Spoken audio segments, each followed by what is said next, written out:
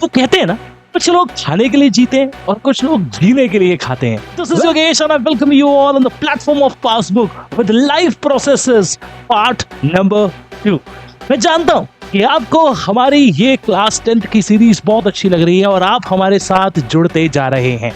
Passbook के channel पर बहुत सारे स्टूडेंट्स ऑलरेडी जुड़ चुके हैं और अगर आपने अभी तक सब्सक्राइब नहीं किया, जल्दी से सब्सक्राइब कर लो। तो आइए शुरू करते हैं लाइफ प्रोसेसेस का पार्ट 2। और इससे पहले मैं जानता हूं आपने लाइफ प्रोसेसेस का पार्ट 1 देख लिया है और अगर नहीं देखा है तो मेक श्योर कि आप एक बार जरूर जाकर लाइफ प्रोसेसेस का पार्ट 1 देख लीजिएगा। बहुत ही अमेजिंग पार्ट है, सारे कॉन्सेप्ट्स आपके पॉलिश हो जाएंगे जो आज की क्लास में हम पढ़ने वाले हैं। और अगर नहीं भी देखा तो सबसे पहले आइए शुरू करते हैं आज की क्लास के अंदर पार्ट 1 के रिवीजन के साथ। देखिएगा, पार्ट 1 में हमने देखा कि एग्जैक्टली लाइफ प्रोसेसेस होते क्या है। हमें पता चला कि लाइफ प्रोसेसेस वो प्रोसेसेस होते हैं जो हमारी लाइफ को मेंटेन करने के लिए बहुत जरूरी है। इसमें इस पूरे चैप्टर को 4 पार्ट्स में डिवाइड किया गया है, जिसमें हमने nutrition, respiration, transportation and excretion को देखना है। हमने शुरू किया सबसे पहले लाइफ प्रोसेस के साथ जिसका नाम है न्यूट्रिशन। बात की जाए न्यूट्रिशन की तो न्यूट्रिशन का मतलब होता है एक ऐसा प्रोसेस जिससे हम फूड को ऑब्टेन करके उसे यूटिलाइज करते हैं। हमने देखा न्यूट्रिशन फर्दर क्लासिफाई होता है into 2 category. One is autotrophic nutrition and another one is heterotrophic nutrition.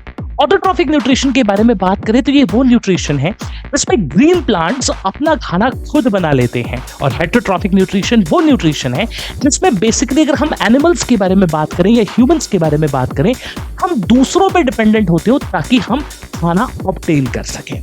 बात करें अगर हम फर्दर तो हमने पढ़ा कि जो ऑटोट्रॉफिक न्यूट्रिशन होता है उसमें ग्रीन प्लांट्स जब अपना खाना खुद बना लेते हैं, ऐसा करने के लिए वो एक प्रोसेस की मदद लेते हैं। उस प्रोसेस को हम फोटोसिंथेसिस के नाम से जानते हैं। फोटोसिंथेसिस याद है ना, सबसे इंपॉर्टेंट प्रोसेस है और यही वो प्रोसेस है जिससे plants carbon dioxide, sunlight, chlorophyll और पानी की मदद से अपना खाना खुद बना लेते हैं। बात करें फोटोसिंथेसिस की तो हमने ये भी पढ़ा कि फोटोसिंथेसिस के प्रोसेस के अंदर 3 मेन प्रोसेसेस कैरिड आउट होते हैं। इसमें सबसे पहले क्या करता है क्लोरोफिल, जो कि एक ग्रीन कलर का पिगमेंट होता है जो लीव्स को ग्रीन कलर देता है, वो लाइट की एनर्जी को यानी कि सनलाइट को एब्जॉर्ब कर लेता है। फिर हमने देखा कि जब ऐसा हो जाता है तो लाइट एनर्जी केमिकल एनर्जी में कन्वर्ट होती है और वाटर के मॉलिक्यूल्स हाइड्रोजन और ऑक्सीजन में टूट जाते हैं। फिर हमने ये भी देखा कि लास्ट में कार्बन डाइऑक्साइड कार्बोहाइड्रेट्स में रिड्यूस हो जाती है। बेसिकली अगर हम बात करें तो हमें ये पता होना चाहिए कि फोटोसिंथेसिस की इक्वेशन क्या होती है। अगर आपको नहीं पता तो जल्दी से एक बार आइए रिवाइज करते हैं। लास्ट क्लास में भी हमने डिस्कस करी थी कि फोटोसिंथेसिस की बेसिकली इक्वेशन क्या होती है। हमने पढ़ा था कि जो ग्रीन प्लांट्स होते हैं वो अपना खाना खुद बना लेते हैं by using carbon dioxide, by using water in presence of sunlight and chlorophyll। किसकी प्रेजेंस में स्टूडेंट? सनलाइट एंड क्लोरोफिल की प्रेजेंस में। और बेसिकली जो खाना तैयार होता है वो किस रूप में तैयार होता है? वो तैयार होता है in the form of glucose, जिसे हम C6H12O6 के नाम से जानते हैं। अगर बात की जाए which gas is released during the process of photosynthesis, then you will say oxygen and along with that there is 6 molecule of the water. In fact photosynthesis एक ऐसा प्रोसेस है जिसमें पानी यूज भी होता है और रिलीज भी होता है। रॉ मटेरियल्स के बारे में बात करें तो यही चारों यानी कि सनलाइट, कार्बन डाइऑक्साइड, वाटर और chlorophyll as a raw material इस प्रोसेस की रिक्वायरमेंट है। तो ये था भाई जो हमने लास्ट क्लास में पढ़ा था। हम डिस्कस करने जा रहे हैं लास्ट क्लास का होमवर्क क्वेश्चन। बहुत सारे स्टूडेंट्स ने कमेंट बॉक्स में कमेंट करके बताया कि फर्स्ट पार्ट का आंसर क्या है। तो लास्ट क्लास में आपसे पूछा गया था हुडी बाबा से ये वाला सवाल, event that does not occur in photosynthesis, वो प्रोसेस कौन सा है जो फोटोसिंथेसिस में, या जो इवेंट है जो नहीं होता है। आपको ऑप्शंस दिए गए थे, absorption of light energy by chlorophyll, reduction of carbon dioxide to carbohydrates, oxidation of carbon to carbon dioxide, या फिर conversion of light energy into chemical energy. मैं आप सभी को बता दूं कि अगर आप वो हैं जिन्होंने आंसर किया है इस क्वेश्चन का as C part, then you all are really correct in this. And इसी के साथ आज हम शुरू करने जा रहे हैं इम्पोर्टेंट पार्ट, यानी कि पार्ट नंबर 2। इससे पहले हम पार्ट नंबर 2 स्टार्ट करें, बहुत सारे स्टूडेंट्स की डेली क्वेरी आती थी, सर इस क्लास के नोट्स कहाँ मिलेंगे? वही नोट्स मिलेंगे क्लास 10th के टेलीग्राम चैनल के ऊपर। मेक श्योर कि जल्दी से इसे अभी के अभी स्कैन कर लो। यहीं पर आपको डेली क्लास का नोटिफिकेशन मिलेगा और यहीं पर आपको नोट्स भी मिलेंगे हर एक सब्जेक्ट के।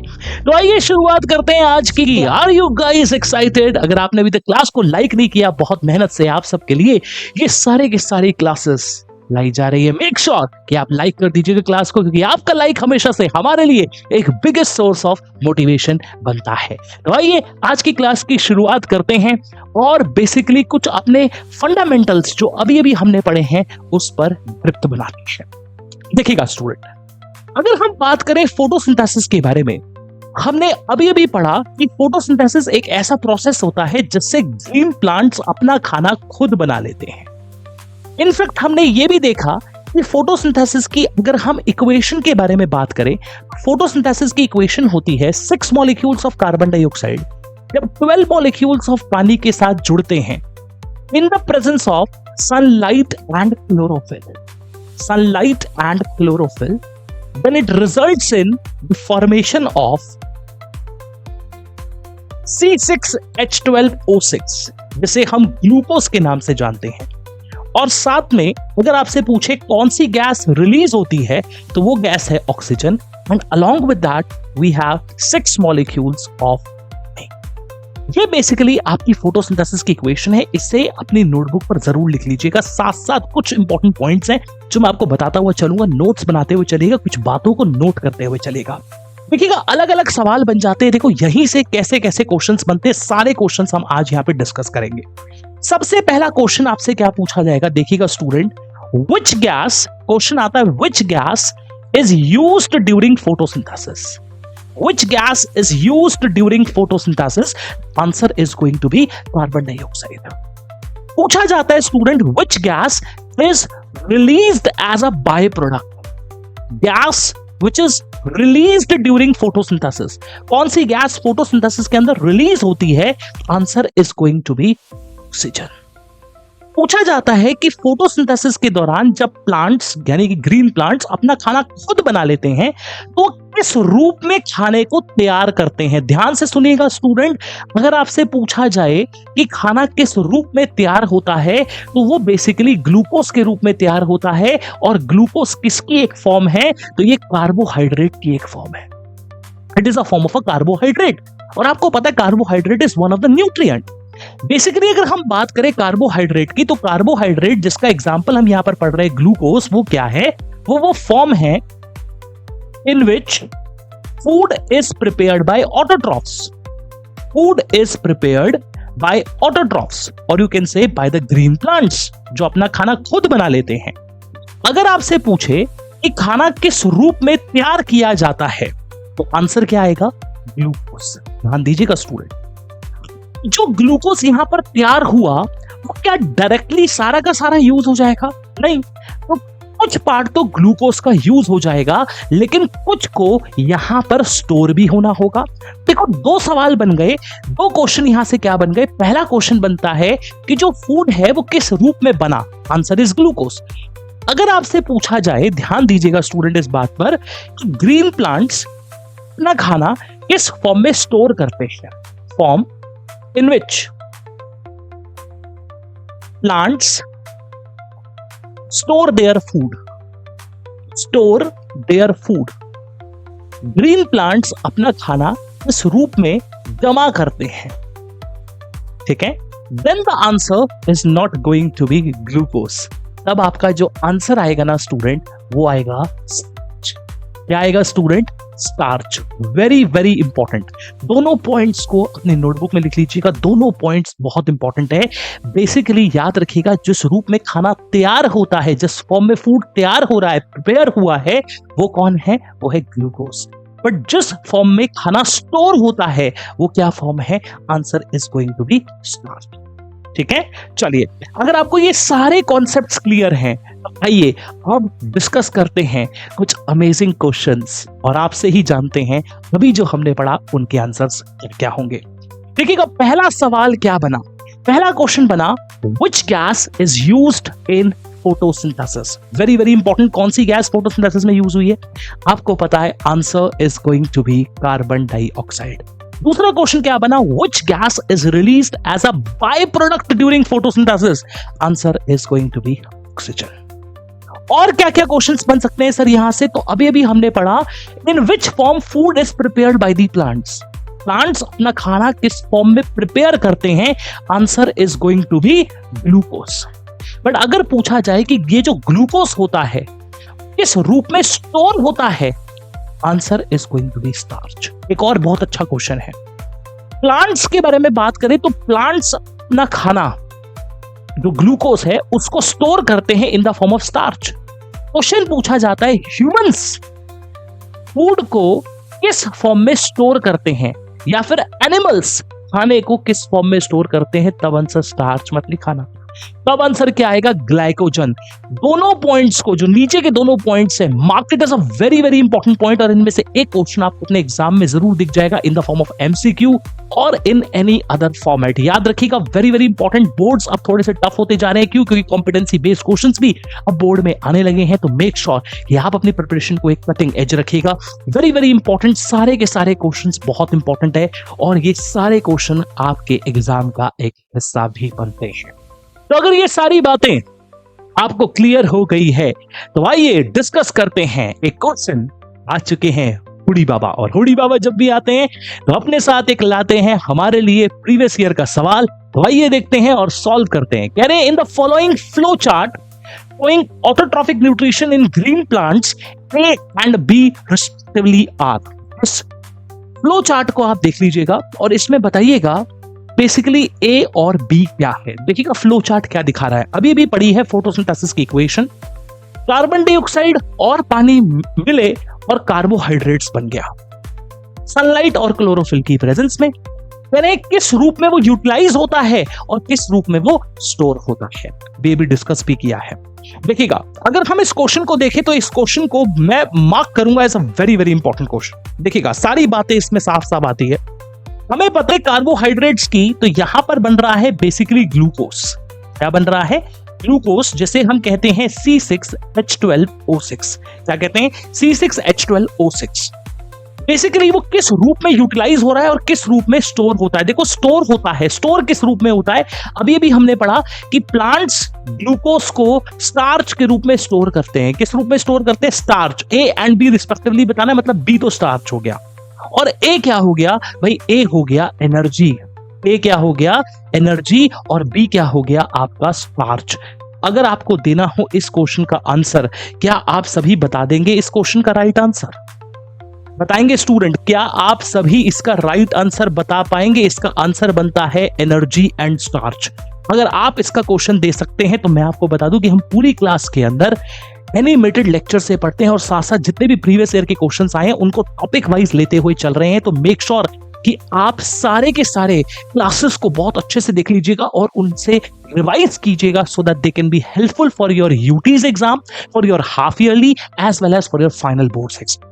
आइए शुरुआत करते हैं आगे के कॉन्सेप्ट की, और आपके लिए आ चुका है आज का सबसे पहला टॉपिक, जिसमें आज हम बात करेंगे लीफ के बारे में और उसका लेंगे डिटेल्ड ओवरव्यू।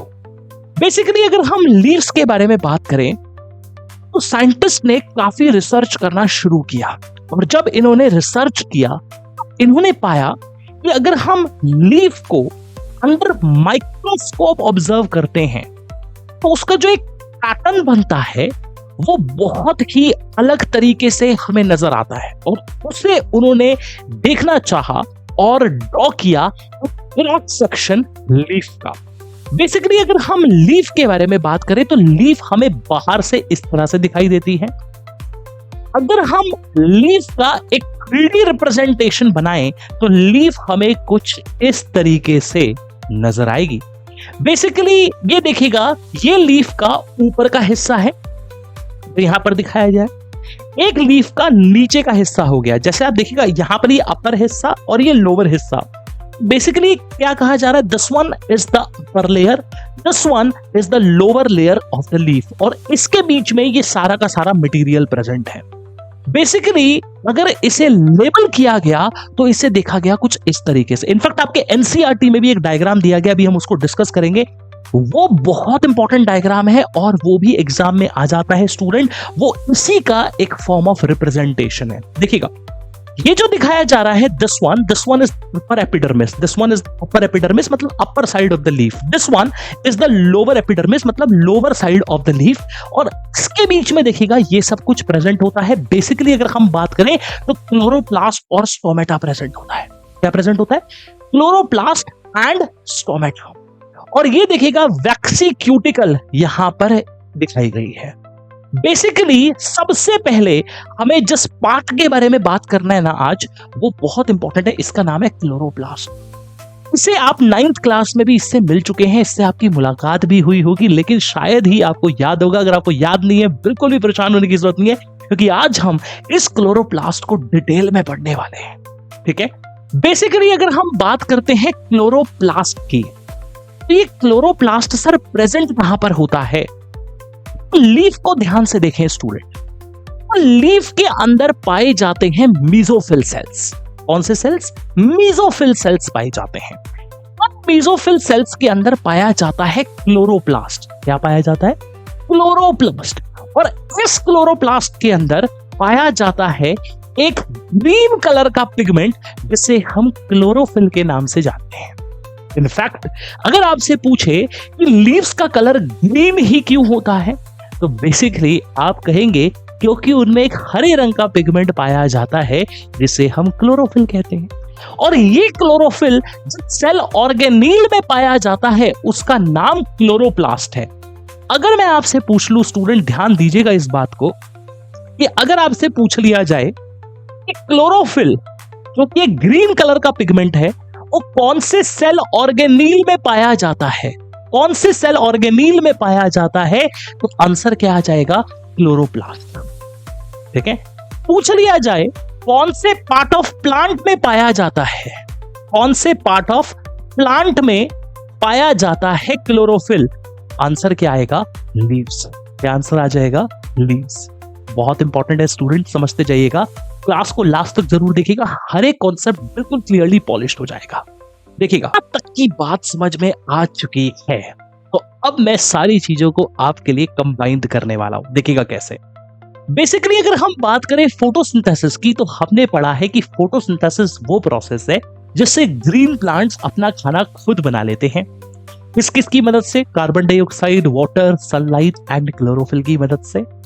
बेसिकली अगर हम बात करें कि हम फोटोसिंथेसिस के प्रोसेस के अंदर ये क्लोरोप्लास्ट को इतनी ज्यादा अहमियत क्यों दे रहे हैं, हम क्यों बार बार क्लोरोप्लास्ट को इतना ज्यादा डिटेल में पढ़ रहे हैं, क्योंकि देखिएगा स्टूडेंट, ये प्लांट्स के लिए एक बहुत इंपॉर्टेंट रोल प्ले करता है। क्यों? क्योंकि हमने पढ़ा था फोटोसिंथेसिस का जो सबसे पहला स्टेप है वो क्या है? Absorption of light energy by chlorophyll. इसका मतलब है कि जो लाइट की एनर्जी आ रही है ना, और वो जब लीफ पे पड़ती है तो उसको एब्जॉर्ब करने का काम कौन कर रहा है? कौन कर रहा है? बेसिकली क्लोरोफिल कर रहा है। और ये क्लोरोफिल कहां पे पाया जाता है? ये पाया जाता है क्लोरोप्लास्ट में। इसका मतलब एक और क्वेश्चन तैयार हो गया, फोटोसिंथेसिस की साइट कौन सी है, तो आंसर आ जाएगा क्लोरोप्लास्ट। और इसी क्लोरोप्लास्ट के अंदर आप सभी जानते हैं ना, ये ग्रीन कलर का पिगमेंट पाया जाता है जिसका नाम है क्लोरोफिल। मैं आपको याद दिला दूं स्टूडेंट, ये जो क्लोरोप्लास्ट है ना, ये वही है जिसे हमने 9th क्लास के चैप्टर के अंदर कहा था, क्या? Kitchen of the cell.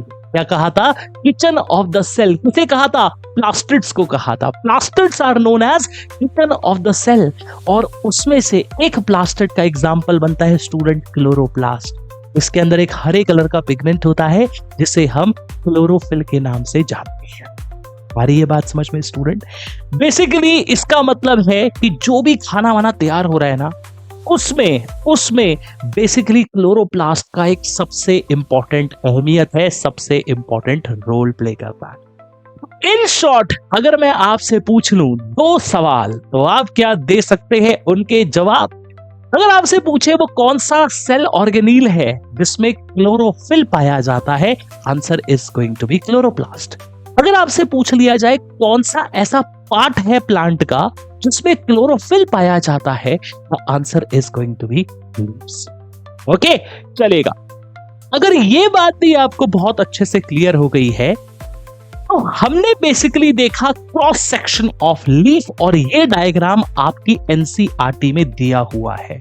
In fact ध्यान दीजिएगा स्टूडेंट, ये वही डायग्राम है जो हमने अभी 3D में पढ़ा था। देखिएगा, अगर हम इस डायग्राम को ध्यान से देखें तो हम ये नोट करेंगे इस डायग्राम के अंदर कि ये है, ध्यान दीजिएगा, अपर एपिडर्मिस। ये वाली जो लेयर है वो क्या है? Upper epidermis.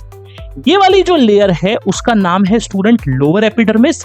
और ये देखिएगा यहां पर ये प्रेजेंट है आपके क्लोरोप्लास्ट। क्या प्रेजेंट है स्टूडेंट? क्लोरोप्लास्ट। बेसिकली अगर हम बात देखें क्लोरोप्लास्ट की तो ये क्लोरोप्लास्ट देखिए कैसे दिखते हैं। ये क्लोरोप्लास्ट इस तरह से दिखते हैं। टू बी वेरी प्रिसाइज, अगर हम क्लोरोप्लास्ट को देखें तो ये कुछ इस तरीके का एक स्ट्रक्चर रखते हैं स्टूडेंट। ये है आपके बेसिकली क्लोरोप्लास्ट। ठीक है जी। लेकिन देखिएगा, क्या सिर्फ इसमें इतना ही सब कुछ है? नहीं, एक और इंपॉर्टेंट पार्ट है जिसके बारे में हमें लीव से संबंधित पढ़ना है। आपने नाम तो सुना होगा। देखिएगा, इसके आसपास गार्ड सेल्स होते हैं। इसके आसपास कौन होते हैं? गार्ड सेल्स होते हैं। जल्दी से कमेंट करके बताइएगा गार्ड सेल्स किसके आसपास होते हैं। मैं आपको हिंट दे दूं स्टूडेंट, ध्यान से देखिएगा हिंट क्या है। ये जो लीव्स होती है ना, इसके ऊपर कुछ छोटे छोटे पोर्स पाए जाते हैं। इनके ऊपर कुछ पोर्स पाए जाते हैं स्टूडेंट। इन पोर्स को क्या कहते हैं वो आपको जल्दी से कमेंट करके बताना है। जल्दी से कमेंट कीजिएगा और बताइएगा pores present on the surface of the leaves को क्या कहते हैं। मैं आपको बता दूं ज्यादा सस्पेंस को ब्रेक करते हुए कि इन्हें हम स्टोमेटा कहते हैं। क्या कहते हैं? स्टोमेटा। यानी कि स्टोमेटा क्या होते हैं तो देखिएगा, लीव्स के ऊपर छोटे छोटे पोर्स पाए जाते हैं, उन्हीं को हम स्टोमेटा के नाम से जानते हैं। अगर हम इनको माइक्रोस्कोप के अंदर देखें तो ये देखिएगा इस तरीके से दिखाई देते हैं। और अच्छे से अगर हमें बात करनी है तो ये कुछ इस तरीके से हमें दिखाई देते हैं। ये क्या होते हैं? छोटे छोटे पोर्स होते हैं लीव्स के सरफेस पे और ये बहुत इंपॉर्टेंट काम परफॉर्म करते हैं स्टूडेंट। इनफैक्ट अगर हम बात करें कि इनके फंक्शंस क्या क्या हैं तो ये दो इंपॉर्टेंट फंक्शन परफॉर्म करते हैं। सबसे पहला फंक्शन ये क्या करते हैं स्टूडेंट? ये डिफ्यूजन के प्रोसेस में हमारी मदद करते हैं। डिफ्यूजन क्या होता है? डिफ्यूजन एक ऐसा प्रोसेस होता है जिससे गैसेस का एक्सचेंज होता है। हमें पता है ना कि जो प्लांट्स होते हैं वो कार्बन डाइऑक्साइड को लेते हैं और ऑक्सीजन को रिलीज करते हैं। प्लांट कार्बन डाइऑक्साइड को लेते हैं और ऑक्सीजन को रिलीज करते हैं। ये जो एक्सचेंज हो पा रहा है ये बेसिकली इन होल्स की मदद से ही हो पा रहा है, जिसे हम स्टोमेटा के नाम से जानते हैं। इसका मतलब क्या हुआ? फोटोसिंथेसिस और रेस्पिरेशन के प्रोसेस के दौरान एक्सचेंज ऑफ गैसेस में जो पार्ट हमारी मदद कर रहा है, वो कुछ होल्स जो हमारी मदद कर रहे हैं, जो पोर्स हमारी मदद कर रहे हैं, उसी को हम यहाँ पे स्टोमेटा कह रहे हैं। दूसरा फंक्शन इनका क्या होता है? बहुत इंपॉर्टेंट, इसे हम कहते हैं ट्रांसपिरेशन। ट्रांसपिरेशन का मतलब क्या होता है? अभी लेटर ऑन डिटेल में भी हमें पढ़ना है। ट्रांसपिरेशन का मतलब क्या होता है स्टूडेंट? इन होल्स की मदद से जो पानी होता है ना, वाटर, वो भी लीव्स के थ्रू बाहर निकलता है। ये जो प्रोसेस होता है ना लॉस ऑफ वाटर का, ठीक है, बाय द दीस पोर्स, इसी को हम क्या कह रहे हैं? इसी को हम ट्रांसपिरेशन कह रहे हैं। ये पानी एब्जॉर्ब कहां से होता है तो आपको पता है, प्लांट की जो रूट्स होती हैं वो इसे मिट्टी से एब्जॉर्ब करती हैं। ये फर्दर ट्रांसफर होता है, फर्दर चैनलाइज्ड होता है और इन लीव्स के अंदर पाए जाने वाले स्मॉल स्मॉल होल्स जिन्हें हम स्टोमेटा कहते हैं, उससे ये बाहर निकल जाता है। पूछा भी जाता है student, the process of loss of water from the surface of the leaves taken by the roots of the plant is called, answer is going to be transpiration. ठीक है स्टूडेंट, चलेगा। तो अगर ये बात भी आपको समझ में आ गई तो आइए स्टोमेटा का अच्छे से डायग्राम समझ लेते हैं कि स्टोमेटा दिखता कैसा है। तो भाई देखो, स्टोमेटा यहां पे दो तरह से दिखाया गया है, डिस्प्ले किया गया है। One is open stomata, another one is closed stomata. और ये देखिएगा, अगर हम इन स्टोमेटा के बारे में बात करें तो इनके आसपास पाए जाते हैं गार्ड सेल्स। कौन पाए जाते हैं? Guard cells. और याद रखिएगा, ये गार्ड सेल्स बहुत इंपॉर्टेंट रोल प्ले करते हैं।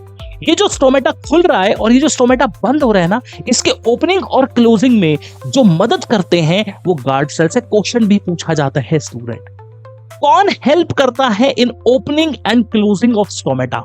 Answer is going to be guard cells. बात करें अगर हम इन गार्ड सेल्स की ना, बेसिकली ये गार्ड सेल्स ही हैं जो ओपनिंग और क्लोजिंग को रेगुलेट कर रहे हैं।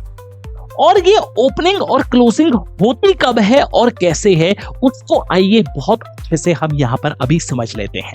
देखिएगा स्टूडेंट, अगर हम ओपनिंग और क्लोजिंग के बारे में बात करते हैं, एक सिंपल सी बात समझिएगा, एक सिंपल सा कॉन्सेप्ट यहां पर समझिएगा।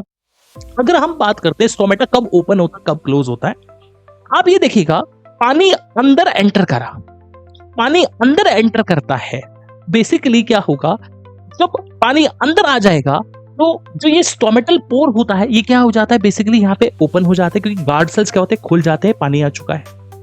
पानी बाहर चला जाता है तो ये क्लोज हो जाते हैं।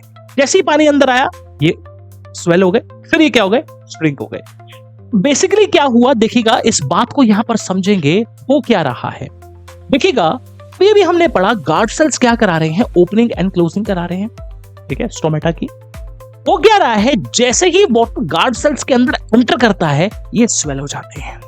जैसे ये स्वेल होते हैं स्टोमेटा खुल जाता है। अगर हम बात करें, जैसे ही पानी बाहर निकलता है गार्ड सेल्स के, ये श्रिंक हो जाते हैं और स्टोमेटा क्या हो जाता है, क्लोज हो जाता है। तो बेसिकली अगर हम बात करें, ये जो ओपनिंग एंड क्लोजिंग हो रही है किससे रेगुलेट हो रही है, तो आप कहेंगे गार्ड सेल से रेगुलेट हो रही है। और ये बेसिकली डिपेंड किस पे कर रही है, ये डिपेंड कर रही है वाटर की मूवमेंट पे। जब वाटर अंदर आता है तो बेसिकली ये स्वेल हो जाते हैं और स्टोमेटा खुल जाता है। जैसे ही वाटर बाहर जाता है तो ये क्या करते हैं, श्रिंक हो जाते हैं और बेसिकली जो स्टोमेटा होता है वो क्लोज हो जाता है। इन शॉर्ट अगर हम बात करें, इन प्रोसेसेस को क्या कहते हैं, इन दोनों प्रोसेसेस को कहते हैं ऑस्मोसिस एंड एक्सऑस्मोसिस। ये भी हमने 9th क्लास में पढ़ा है। एंड ऑस्मोसिस का मतलब क्या हो गया, वाटर के अंदर आने की वजह से स्वेल हो जाना। इसका मतलब क्या हो गया, एक्स मतलब एग्जिट, नहीं वो वाला एक्स नहीं, एक्स मतलब एग्जिट। तो जब पानी बाहर निकल गया तो ये क्या हो गए, श्रिंक हो गए। इसी को हम क्या कहते हैं, एक्सऑस्मोसिस। ऑस्मोसिस का मतलब क्या होता है, ऑस्मोसिस का मतलब होता है exchange of water from high concentration to low concentration. दो तरह का हो गया, एंड ऑस्मोसिस एंड एक्सऑस्मोसिस। ठीक है जी, चलिए, तो अगर आपको बात आ रही है समझ में, तो फिर से आ चुके हैं उड़ी बाबा आपके लिए लेकर एक अमेजिंग सा सवाल। मैं उम्मीद कर रहा हूं कि आप जल्दी से देने वाले हैं आज इसका जवाब। तो बताइएगा इस क्वेश्चन का राइट आंसर क्या होगा। क्वेश्चन आ चुका है, opening and closing of the stomata is due to high pressure of gases inside the cell, movement of water in and out of the guard cell, pulse of light in the guard cell या diffusion of carbon dioxide in and out of the guard cell। अभी अभी हमने पढ़ा, basically अगर हम बात करें, किसकी बात करें, अगर हम बात करें opening and closing of stomata की, तो opening and closing of stomata को कराने में कौन मदद कर रहा है, भाई गार्ड सेल्स मदद कर रहे हैं। और गार्ड सेल्स के थ्रू बेसिकली जो मूव करता है वो कौन मूव करता है, पानी मूव करता है। तो अगर आप वो हैं जिनको लगता है कि इस क्वेश्चन का आंसर बी पार्ट आना चाहिए, कांग्रेचुलेशन, आपका आंसर बिल्कुल सही है और आपको आज की क्लास बहुत अच्छे से समझ में आई है। आइए आगे चलते हैं और डिस्कस करते हैं एक और एकदम ऑसम सा सवाल जिसका देना है आपको जवाब। कह रहे opening and closing of the stomata is regulated by carbon dioxide concentration in the stomata, temperature in the guard cells, oxygen concentration in the stomata या amount of water in the guard cells. चलेगा, तो इस question को दे देते हैं आपको आज का होमवर्क क्वेश्चन। तो ये रहेगा आपका एक सिंपल सा सवाल। अगर आपने की है आज की क्लास तो बहुत अच्छे से अटेम्प्ट, तो आप दे पाएंगे इसका जवाब। इंतजार रहेगा आपके जवाब का। मिलेंगे आपसे एक और अमेजिंग सेशन के साथ, the life processes part number 3। तक के लिए stay tuned. Yogesh signing off. Bye bye. Take a very good care of yourself. And yeah, guys, do not forget to convert your worry time into study.